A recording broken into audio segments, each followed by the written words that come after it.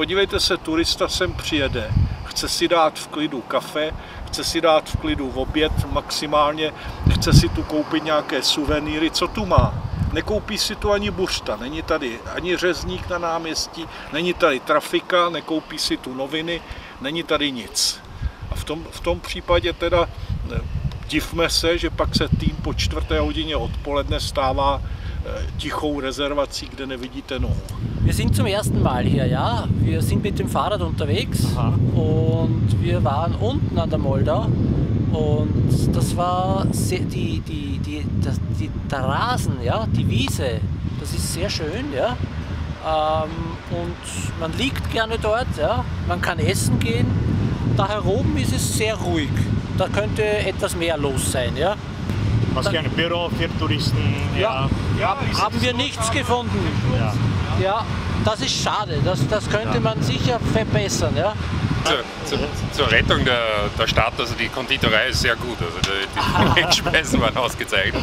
Und das Sitzen ist hier wunderbar. Also es können sich sicher daran gewöhnen, wenn etwas mehr los ist hier. Der Fluss bettet sich wunderbar hier in die Landschaft. Und mich erinnert es an Oxford und es könnte eigentlich noch viel mehr draus gemacht werden. Je tady jedna kavárna, která měla problémy s tím, aby dostali tady povolení na tuhletu zahrádku, na které sedíme. A jinak tady máme za sebou výběr poplatků a na náměstí, který zasíťoval Pavouk.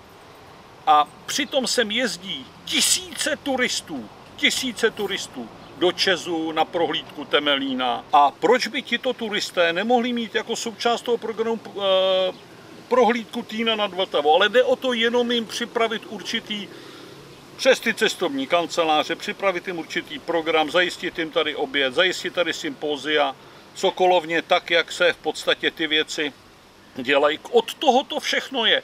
Ale opět je to o spolupráci. Bavíme se o spolupráci v turismu, v podnikání, v zaměstnanosti. A toto všechno je úkolem města. Proč toto město neudělá? Proč je to tady u nás jak u snědenýho krámu? Proč? Ptám se pořád proč. Přijďte k volbám, pojďte volit 9. Bude to jiný.